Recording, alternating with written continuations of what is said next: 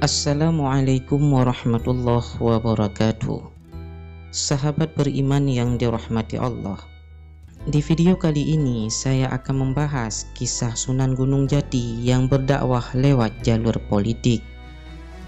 Ya Nabi salam alaika, Ya Rasul salam alaika. Sunan Gunung Jati dikenal oleh masyarakat Jawa sebagai salah satu wali songo yang terkenal dengan cara berdakwahnya melalui jalur politik. Sunan Gunung Jati memiliki keahlian dalam berpolitik yang beliau manfaatkan dalam menyebarkan dakwah kepada masyarakat di Pulau Jawa, khususnya Jawa Tengah dan Jawa Barat. Sunan Gunung Jati memiliki nama asli Sultan Syarif Hidayatullah Al-Azamat Khan, yang lebih dikenal sebagai Syarif Hidayatullah. Selama masa berdakwahnya, beliau tetap dipanggil dengan nama Syarif Hidayatullah atau Sultan Cirebon karena beliau menjabat sebagai Sultan kedua di Cirebon pada masa itu. Lantas dari manakah datangnya sebutan nama Sunan Gunung Jati? Berbeda dengan sunan-sunan lainnya yang mendapatkan julukan pada masa berdakwahnya, sedangkan penamaan Sunan Gunung Jati ini ada setelah beliau wafat.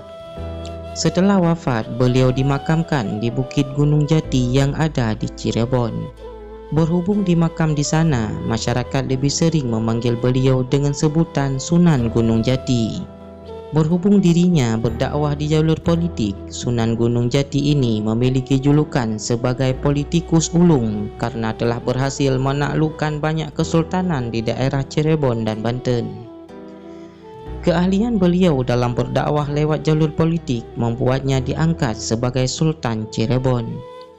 Berstatus sebagai Sultan, Sunan Gunung Jati menjadi wali songo satu-satunya yang memimpin pemerintahan secara resmi. Awalnya ada Sunan Giri yang memerintah kerajaan Giri, namun kerajaan Giri tersebut tidak masuk dalam wilayah kerajaan resmi yang ada di Pulau Jawa. Dengan kepiawaiannya dalam berpolitik, Sunan Gunung Jati bisa mengubah Cirebon menjadi pusat industri niaga terbesar di Pulau Jawa.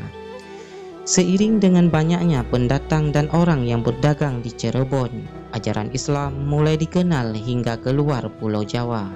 Saat menjabat sebagai Sultan Cirebon, beliau membangun banyak masjid dan pesantren di daerah Jawa Barat dengan basis dakwah yang berlokasi di Cirebon.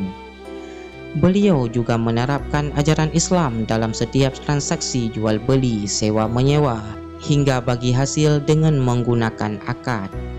Sunan Gunung Jati juga telah mengubah sistem dan struktur kepemerintahan dengan dasar kekuasaan religius yang mengajarkan kalau kekuasaan bukanlah berawal dari manusia. Ajaran ini membuat pemerintahan yang dijalankan bisa terhindar dari hal-hal buruk atau sifat tidak terpuji yang dilakukan oleh pemegang kekuasaan. Selain memiliki keahlian di bidang politik, Sunan Gunung Jati juga memiliki keahlian lainnya. Tercatat ada 4 keahlian utama yang dimilikinya. Sunan Gunung Jati sangat cerdas dan piawai dalam mengajar murid-muridnya, baik itu mengajar ilmu keagamaan hingga keterampilan lainnya. Beliau akan masuk ke dalam pelosok-pelosok desa guna memberikan pendidikan secara gratis kepada masyarakat setempat yang kondisi ekonominya kurang baik. Berkat cara mengajarnya yang piawai, inilah para muridnya yang berasal dari luar daerah bahkan rela datang ke Cirebon pada malam Jumat setiap 1 bulan sekali untuk mendengarkan pengajian dari Sunan Gunung Jati. Hingga kini, tradisi menggelar pengajian sebulan sekali masih ada dan banyak yang melakukannya meski yang mengajar bukan Sunan Gunung Jati. Sunan Gunung Jati sangat lihai dalam berbahasa, tak hanya bahasa daerah saja, tapi juga bahasa asing. Diketahui beliau telah menguasai hingga 99 bahasa asing. Hal ini dikarenakan beliau merasa harus menguasai bahasa lain supaya memudahkan dalam berkomunikasi, berdakwah, hingga membuat kesepakatan politik nantinya dengan pihak lain. Salah satu keahlian yang dimiliki oleh Sunan Gunung Jati adalah ilmu kedokteran. Beliau memiliki keterampilan dalam dunia medis, mulai dari mengetahui penyakit seseorang dengan gejala-gejala yang dimilikinya hingga bagaimana cara pengobatan yang harus dilakukan. Konon ada yang menceritakan kalau beliau pernah bertemu pasangan suami istri yang berselisih paham mengenai perut istrinya yang membesar. Sang suami mengatakan kalau istrinya hamil, sementara sang istri mengatakan kalau dirinya tidak hamil. Mereka pun memutuskan untuk datang ke Sunan Gunung Jati, dan saat diperiksa ternyata perut yang membesar tersebut adalah karena tumor. Setelah mengetahui adanya tumor dalam perut tersebut, Sunan Gunung Jati mengeluarkan tumor tersebut tanpa operasi bedah. Keahlian lain yang dimiliki oleh Sunan Gunung Jati adalah ahli strategi perang.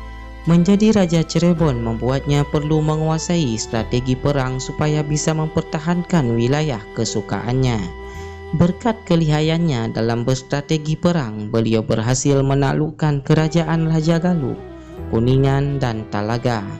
Beliau bahkan bisa menguasai Sunda Kelapa. Bisa dikatakan kalau wilayah kekuasaan Kesultanan Cirebon bisa mencapai seluruh Jawa Barat dan hampir separuh Jawa Tengah berkat strategi perang darinya.